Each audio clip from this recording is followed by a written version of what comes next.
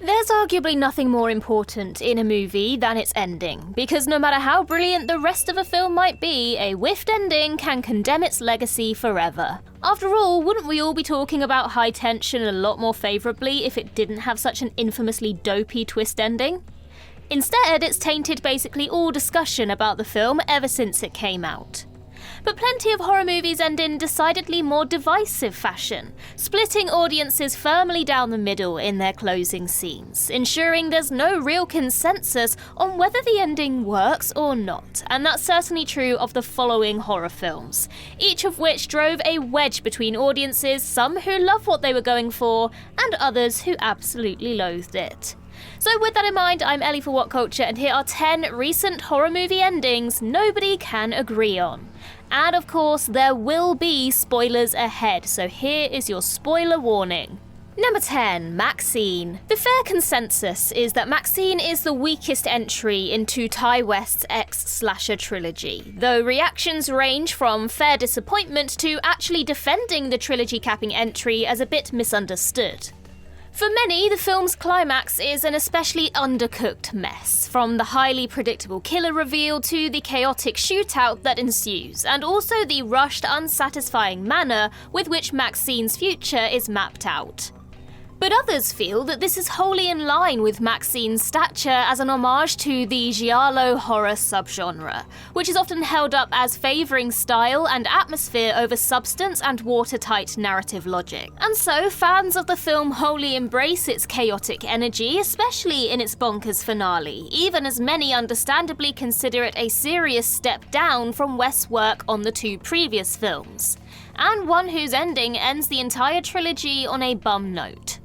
Number 9, The Gorge. Scott Derrickson's The Gorge is a relatively divisive film on the whole, though never more so than in its final 20-ish minutes. After Derrickson rather nimbly melds a sci-fi premise with a rom-com two-hander between Levi and Drasa, and then takes a sharp turn into horror territory around the midway point, the ending feels decidedly more pedestrian. Because dealing with the monstrous entities inside the gorge isn't enough, the finale additionally sees our heroes battling an overarching human antagonist, Bartholomew, and a looming nuclear detonation. And then there's the final scene, where a separated Levi and Drasa are reunited and smooch in a distinctly The Bourne Identity-esque epilogue, which some viewers have characterized as corny and at odds with the established tone. But not everyone is quite so cynical or fed up of happy endings, it seems, as for many, the romantic reconciliation felt earned due to how much time the movie spent investing audiences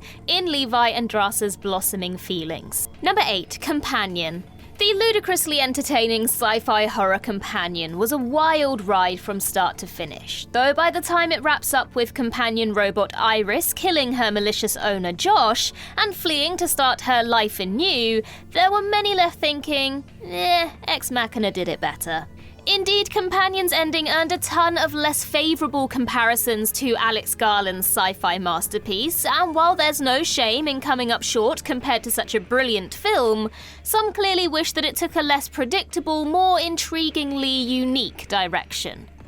But Companion is also a fun movie whose ending hit the mark for a lot of people, granting Iris emancipation from Josh in decidedly crowd-pleasing fashion. It wasn't remotely surprising that she killed him with that wildly signposted electric corkscrew, but unpredictability isn't everything. Sometimes a movie just needs to give the audience what they want, and in the eyes of many, it did just that. Number 7, Wolfman. Lee Whannell's Wolfman is one of the most divisive horror films of the year as a whole, and that's certainly true of its finale. While the film more or less concluded how most surely expected, with the demise of disease-infected protagonist Blake at the hands of his wife Charlotte, viewers were split on the success of its emotional undercurrent. Wolfman's ending is intended to be devastatingly tragic, with Blake effectively being put out of his misery by his own family.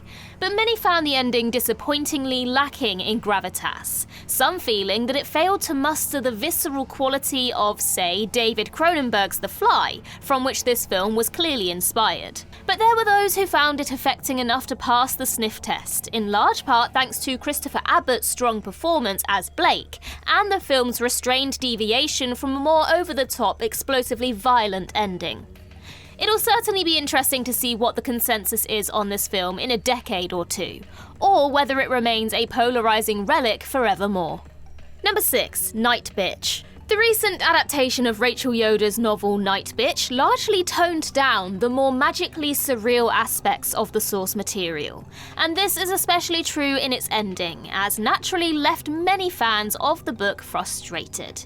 Though the novel ends with the mother staging a bizarre and ultimately gruesome performance art piece while transformed into her dog form, the film offers up a tamer art exhibit without a transformation before the mother reunites with her husband and they go on to have a second child. The ending did evidently work for some who connected with its proud statement that modern women can indeed have it all: parenthood, a healthy marriage, and a fulfilling professional and creative life.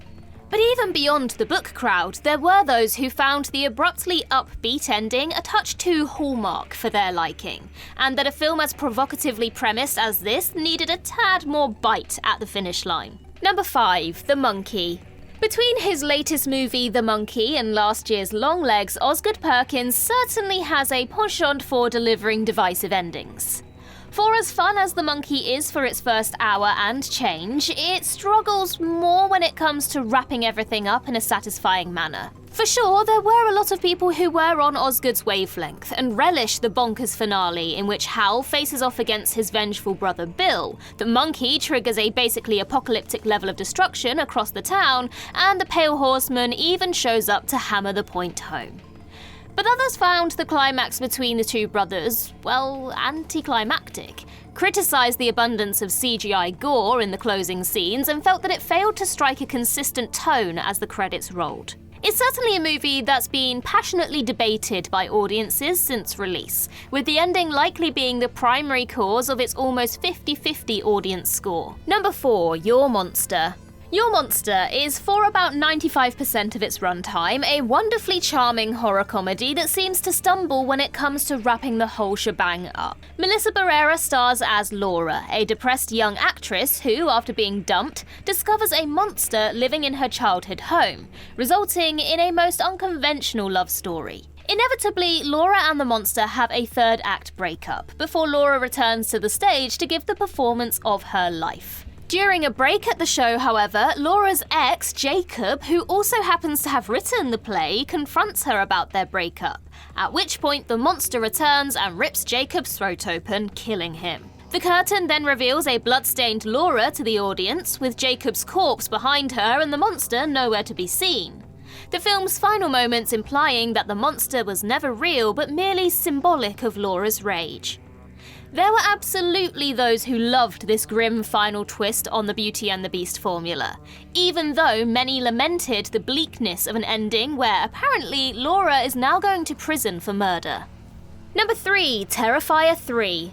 Though Terrifier 3 was largely well received by fans, there was decidedly more mixed opinion on its finale.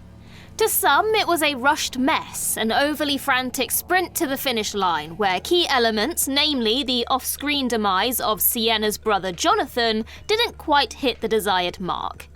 Yet there are absolutely those who saw Terrifier 3's pacier conclusion as a direct response to criticism that Terrifier 2 became a bit of a slog in the third act, bloated out with overindulgent sequences which made it a mild chore to finish.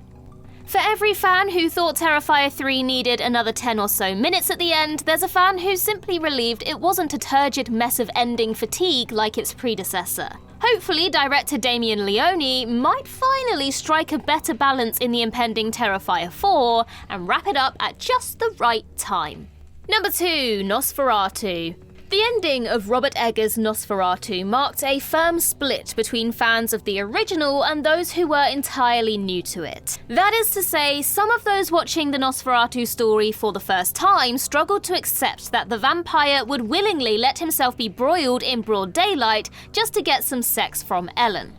Some found it silly that Count Orlok was defeated in such an anticlimactic fashion, while to others this criticism is basically missing the point of the entire movie. After all, Orlok refers to himself as a creature of pure appetite earlier in the film, unable to resist his own nature to the extent that it ultimately kills him. Though Eggers' take received much praise for its more feminist spin on the source material, which grants Ellen decidedly more personal agency, there are still a lot of folk, especially younger viewers less familiar with the tale, who seemingly found Orlok's demise unintentionally comical. Number 1. Heart Eyes. Though most seem to agree that Heart Eyes was a winningly weird fusion of slasher flick and rom-com for its first hour or so, opinion is decidedly more mixed on its third act. For some, the film found a perfectly natural stopping point when Heart Eyes is killed at the drive-in and revealed to be a totally random guy unknown to both the central characters and the audience. But of course, this isn't really the end. This killer was actually just a fanboy working with the real Heart Eyes killers, Detective Shaw and her husband David, whose kink just so happens to be murder. Except the film makes it way too obvious that Shaw is in on it. Her earlier encounter with Heart Eyes takes place off-screen and she miraculously survives it, both of which should be instant red flags for anyone who's seen their fair share of slasher flicks. To many, Heart Eyes should have committed to the random killer idea and wrapped up a little earlier, even though some evidently got a kick out of seeing Jordana Brewster hammered up as the campy villain.